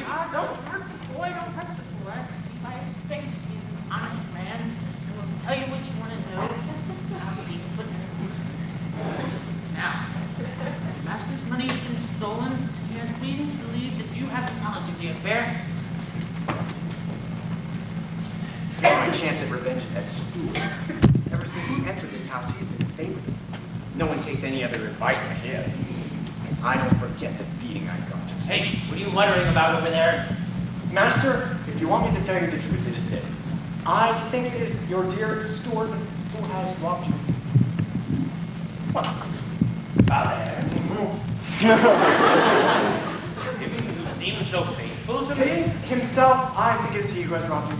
On what grounds do you make such a claim?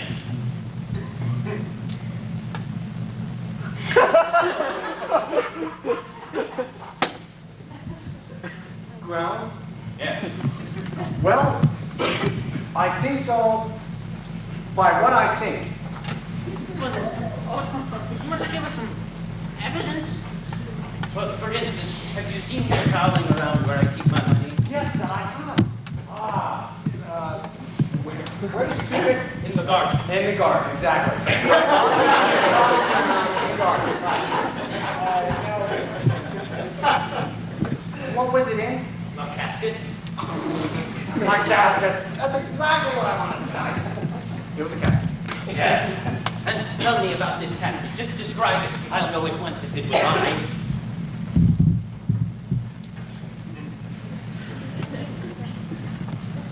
You're out of candles. Go buy some more next time you're out. And tell me about this casket. You mean how it was made? Yes. Well, it was made like a casket.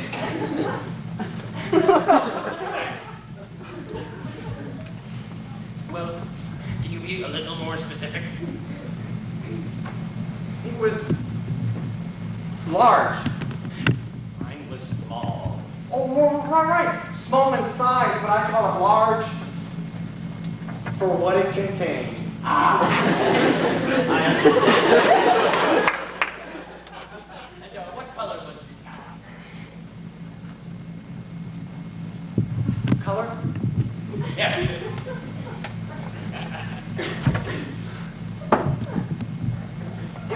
It was some particular color. Can't you just help me with the name here? Wasn't it kumquat? It was a brownish color. Right. I was thinking it got a kumquatish brown color. Exactly. That makes sense. That is my casket definition. Write it all down, officer. Good heavens. Who will know? Who will I trust in the future? After this, I can trust in no one. I can believe I can rob myself. What is it? Here he comes now. Make sure it wasn't I who told. I mean, I didn't say any of this.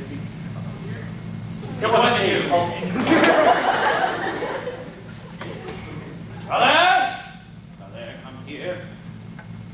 Come here to confess to this most treacherous crime, this most heinous sin ever committed. What are you speaking of? Speaking of, do you not even blush for your crime, traitor? What crime is this? Oh, you pretend that you do not know. But I tell you, the truth is known. I have heard it all. I know that he tried to foist his way into my house in order to serve me such a trick, in order to deceive me in such a way. Sir, if everything is indeed known to you, then I will not deny the matter. Did I just guess right without knowing it? I meant to speak to you, sir. I was only waiting for a good opportunity. But as things have happened, I can only ask you not to be angry and to listen to my reasons. Oh, what fine reasons can you give me, you traitorous thief? Sir, I do not deserve such names. It is true. I have committed an offense against you, but after all, the fault is pardonable. Pardonable? What, a stealthy blow of this kind? A killing blow? Sir, if you will listen to my reasons, you will find that the harm is not as great as you may think it. Not as great as I might think it? What, to rob me of my very blood? My vitals? Your blood has not fallen into unworthy hands. I come of a noble lineage which cannot harm it. And there is nothing in all of this that I am not able to repair. It is my intention that you will do so. You will make restitution for everything you have stolen. Your honor will be fully satisfied. No question of honor in any of this. But tell me, what caused you to do such a thing? How can you ask such a question? I do ask it. A god. A god who bears his own witness for anything that he does. Love.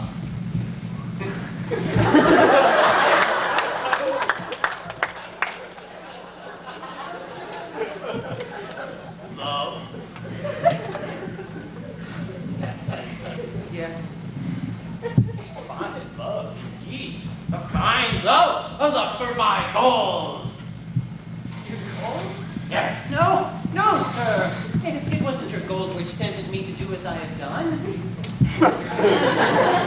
protested I will care nothing for your other wealth, if you will let me keep what I have already won. What? What kind of devilry is this? Nonsense. To keep what you wanted? No, by all the devils, I won't let you keep it. But you can't call this stealing. I do call it stealing. A treasure such as this? A treasure indeed. And the most precious you have, undoubtedly. But you will not lose it if you let me keep it. Sir, I beg you on my knees, bestow this treasure on me. No! I will not do such a thing. What kind of talk is this? We have pledged our mutual love.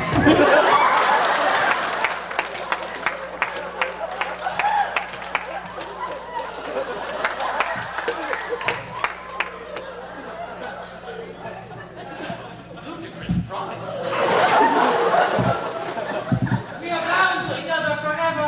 Oh, I could have stopped to that. You can be sure of it. Nothing but death will separate us. Are devilishly set on my money. I have already told you, it was not your money which tempted me to do what I have done.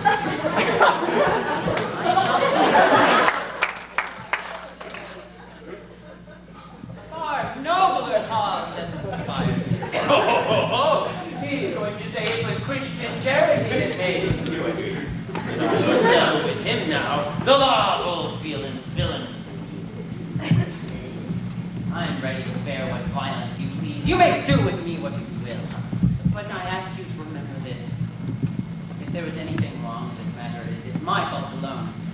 Your daughter is completely innocent.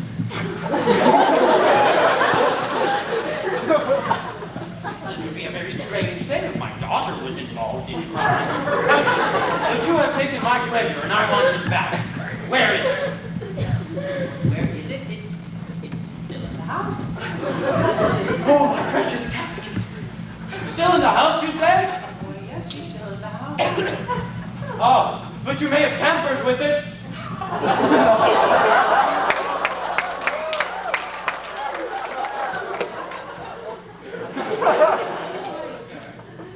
Tampered with her?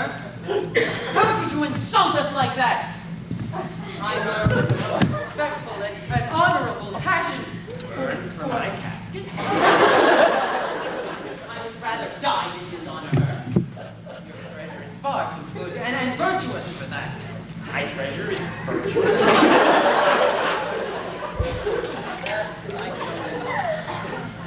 couldn't take advantage of the passion that burned in those lovely eyes. Eyes of my castle. Talks like a lover of his mistress. Sir, the scullery maid has heard the whole truth, and she... What? A servant of mine is an accomplice in this deed? Well, yes, sir, she was a witness to our pledge. And when she saw how true is my honor and passion, she convinced your daughter to do what was right. The fear of the law turned his brain? Why do you keep mixing my daughter's name in this? Sir, I had the utmost difficulty in persuading her to accept my love. Who? Your daughter! It was only yesterday.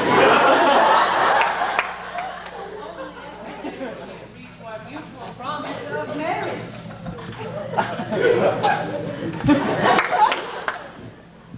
You mean that my daughter has given you a promise of marriage? And I have given the same to her. Oh, good heavens!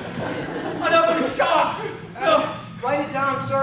Write it all. Increase of misery! Additional despair! Officer, arrest him immediately and make out the complaint as a thief and a seducer! Yes, a thief and a Yes. Those are terms that do not apply to me. When you know who I am. Ah, shameless daughter! Who were with such a father as I? Is this the way you put into practice the lessons I teach you? You'll suffer yourself to fall in love with a vile thief? And you pledge your word to a rascal like that without my consent? Well, you are both very mistaken, I'm afraid. The four walls of a convent will guard your future conduct. Woo! As for you, The hangman will make you pay.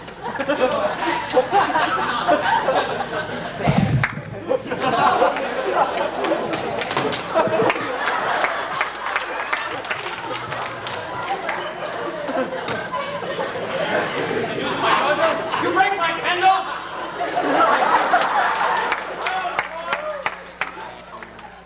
You will die on the rack!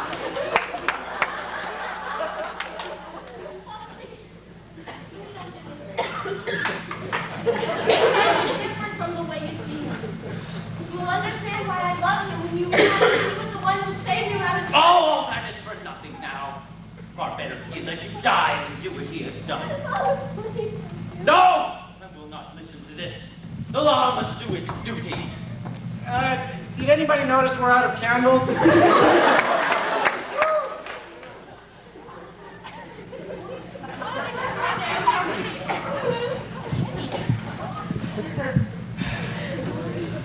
Seems to be the matter, Lord Harpagon. You are disturbed. Ah, Lord Onsal, you see me as the most unfortunate of men. Disaster has befallen this marriage contract you came to sign. I have been stabbed in honor and stabbed in property. Over here is a vile wretch who came into my house in order to steal my money and seduce my daughter, and he has promised to marry her. The offense is to you, Lord Onsal. It is you who want to take the law upon him and incur the costs of taking him to justice, so as to avenge this insult to you. Lord Harpagon, it is not my intention to marry someone by force, or to steal a heart that has been given to another. But as for your concerns, I am ready to take those up as well as my own. Well, here is a very worthy commissioner of police who neglects, tells me, none of his duties. Arrest him, sir, and make out the charge as criminal as possible. I don't see why you think it is a crime for me to love your daughter as I do. Or why you think I should be punished for an engagement of marriage with her. When you know who I am. Oh, I don't care who you say you are. Society is full of noble swindlers, imposters who take advantage of some accidents, and they give themselves the first illustrious name that comes into their head. I would have you know that my honor is far too sound to let me take any name or anything that is not my own. All Naples can bear testimony to my birth. Not so fast, if you please. For you risk far more than you think. You stand before a man to whom all of Naples is well known, and who could readily see through any tale which you may invent. Well, if Naples is well known to you, you will know the name of Don Tomas di Alberti. I doubted it.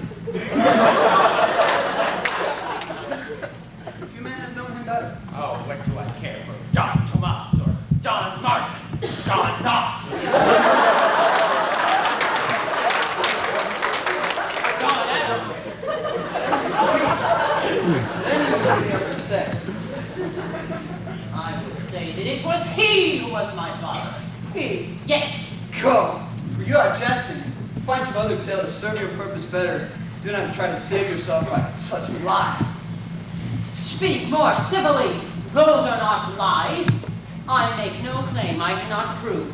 You dare to call yourself the son of Don Tomas de Alberto? Yes, I dare, and I will maintain that truth against whoever may question it. His audacity is amazing. Learn to your undoing that 16 years ago, the man of whom you speak perished at sea with his wife and children, whom he was seeking to remove from the cruel persecutions which were caused by the uprisings in Naples. Persecutions which caused the exile of many noble families. Yes, but learn to your undoing that his son, then 7 years old, was rescued from that wreck by a Spanish vessel. And that son is he who speaks before you now. I was that child. The Spanish captain took pity upon me and raised me as his own. He put me into the army as soon as I was capable of bearing arms. Learn also that recently I have heard that my father is not dead. Passing through the city on my way to find him, a chance by heaven designed, enabled me to see the charming Elise.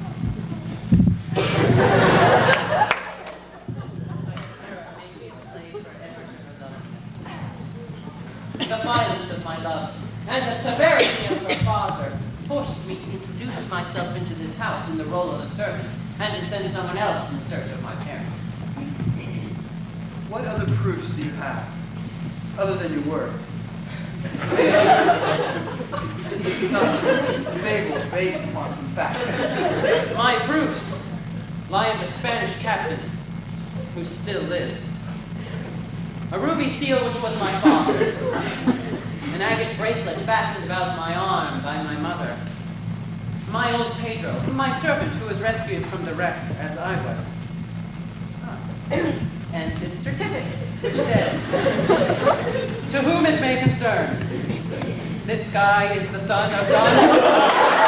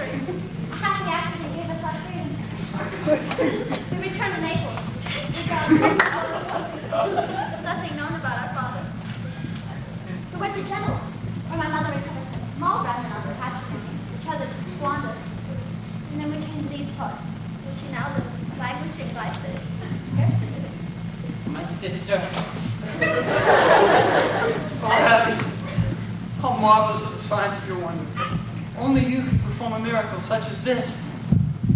Come, my children.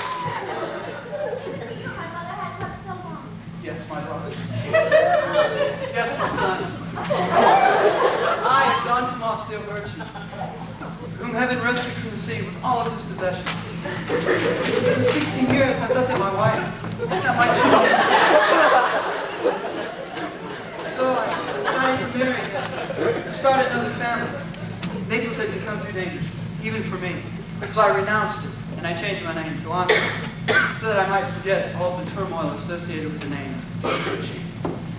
So what you are saying is that this man is your son? Yes, he is. Then I make you responsible for the repayment of 10,000 gold crowns, which he has stolen from me.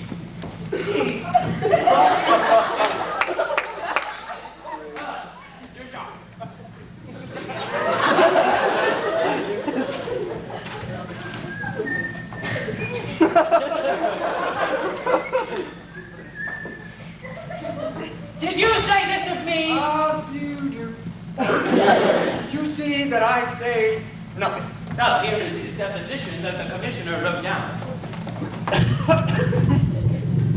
There it is.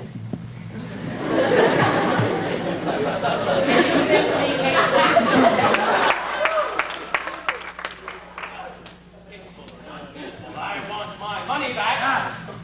Oh, don't be so troubled, father, and above all, make no accusations. I have discovered the warehouse. Marry, Marianne, your casket shall be returned to you. Well, where is it? Oh, don't worry about that.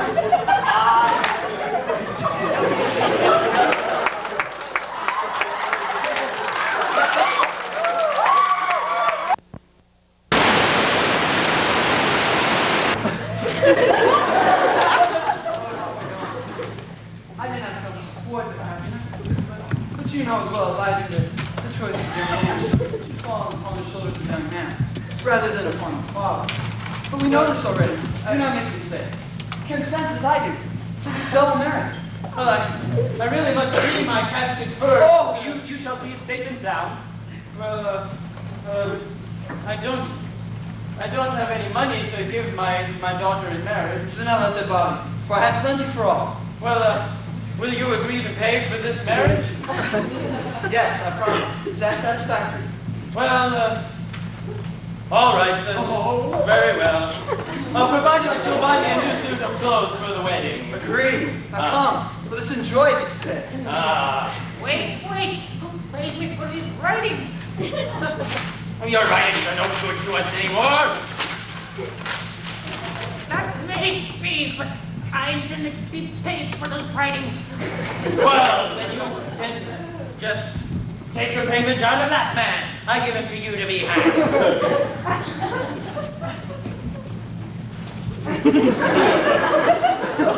Alas, what doth one do in this world? Tell the truth, get a beating. Tell lies, and they'll hang you.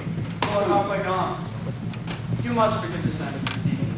Oh, well, then will you pay the commissioner and buy me new candles?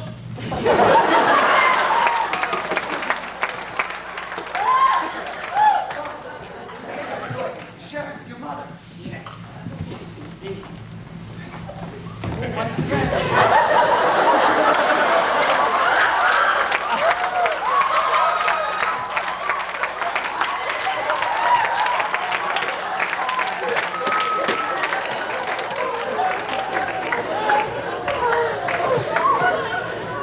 I'll share my joy with my dear casket.